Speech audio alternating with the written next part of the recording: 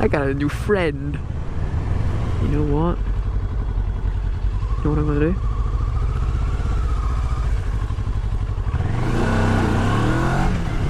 Oh, my front wheel totally just lifted there. Oh, that was cool. Alright, that has instantly put me in a better mood. Yeah, I'm going to talk to you about knives today, for a change. Back to somewhat of what you kind of expect from me. I'm going to basically talk through what I look for and what I use them for, what I like, that type of thing. Yeah, I'm talking about fixed blades. But just setting a point for all of it. For me, folders act as part of a collection, tools, and just like a bit of a play toy thing. I get a lot of enjoyment from folders. That's where my passion sort of lies whenever it comes to blades. For me, fixed blades are very much a tool aspect of things. If they don't serve a purpose, I don't want them. I don't normally multi-buy for a knife that is to fill a specific purpose. Like if I fill a need for a knife in a fixed blade capacity, I ain't going to double up.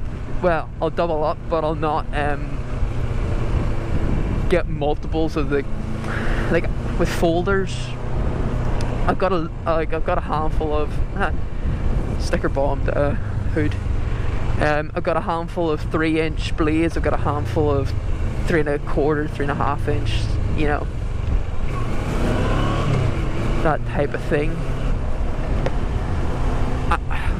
With fixed blades, because it is a tool, it's there for a job. I don't like to get 3, 4 of the same type of thing.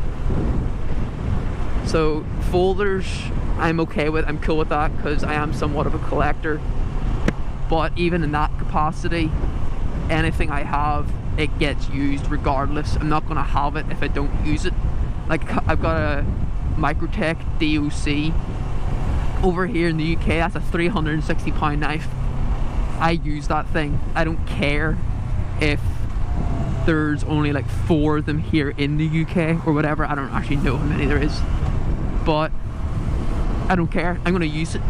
The thing's got with chips in the aluminium handle because, you know, I've used it for what it's meant for. Oh fine, it would be that way. I gave him a wave and a nod and he doesn't even bother. So yeah, no matter what, I'm going to use it. The reason I have fixed blades is for both outdoor type tasks and EDC tasks. I don't carry a fixed blade as an EDC tool purely because it's illegal here. It's against the law to carry a fixed blade, so I don't do it. There is days, if you bump into me in the street, I might actually have a sheath on my hip, but there'll never be a knife in it.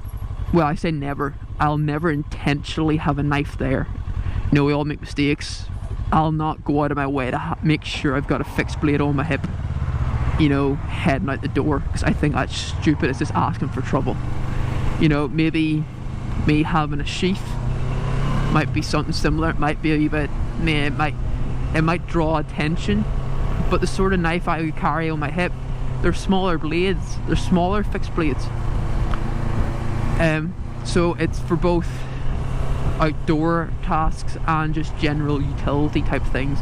Anything from cutting wood, which I don't do anymore because we don't have a fire in our house, so I don't really make an excuse to do that. To, you know, eating my dinner. I can seriously use that type of thing for eating my dinner. Whenever it comes to steels, a lot of guys are just like, if it's a fixed blade for the outdoors, it needs to be carbon. For me, it isn't. Now, as you know, I live in Northern Ireland and we've got beautiful sunshine.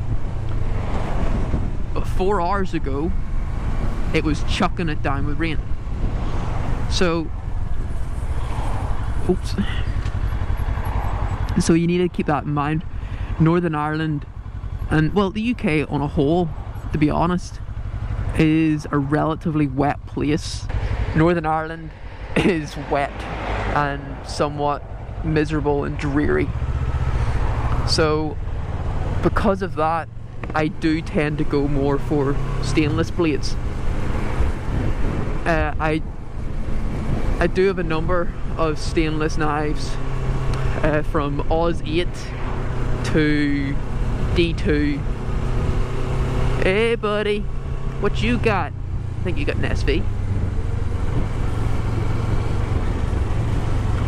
Let's find out. No, it's not an SV. Alright, what are you doing, Mrs.?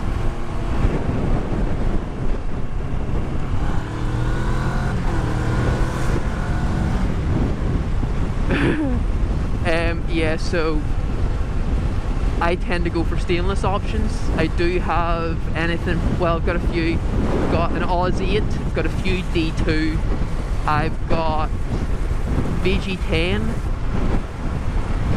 I believe that's about it in the stainless regard. I believe that's about it, actually, to be honest. I think that is. Typically, I don't know why I waved at him. Oh, yeah, typically with fixed blades these days, the stainless market is, for anything really under 100, you're probably looking at Oz 8 to 440C, to be honest. Well, whenever you go for above £100, you're more looking at the likes of VG10 and some of the CPM products, whether it's S110, 3V, those higher end, more powder metallurgy type blades. It all depends really on your price point and where you're going with that. Cold Steel have adjusted their steel line of Cold Steel and Steel. Yeah, Cold Steel have adjusted the steels that they're using lately, so I'm interested with that. Realistically, stainless steels do what I needed to do, and in Northern Ireland, you're never really that far away, so the whole survival bug out thing, get home by, you're never really that far away from home, essentially, you know, so it's not high up in my priorities to make sure the knife I carry can strike sparks with a bit of flint, you know. It's not really my thing, but hey, it's cool whenever you can, you know, get two birds with that one stone. I've got a Falcon even, it's an S1. That's an area in my blade, in my fixed blade collection of things that I've already sort of doubled up on. I've got a Cold Steel SRK, which is an Oz 8. It's a pretty good wee knife. And the S1 really fills both the same role as them. This is a general outdoor belt knife type thing. So I'll probably not be getting any more knives in that size range.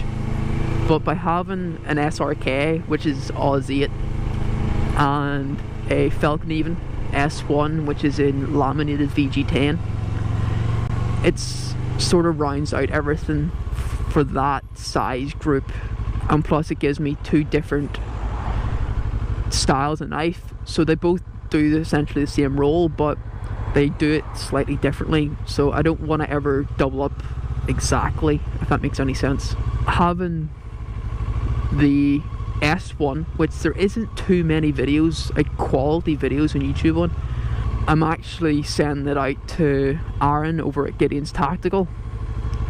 He's a good guy, makes really good videos, he puts a lot of work into the videos. He told me that it might be 2 months before I get it back, as I'm just like, yeah dude, go for it, just do whatever you need to with it, because I enjoy what he does a lot. There's only one other good video out on YouTube on the S1, but it's long and It's long and it's a great video. I really like the guy that does it.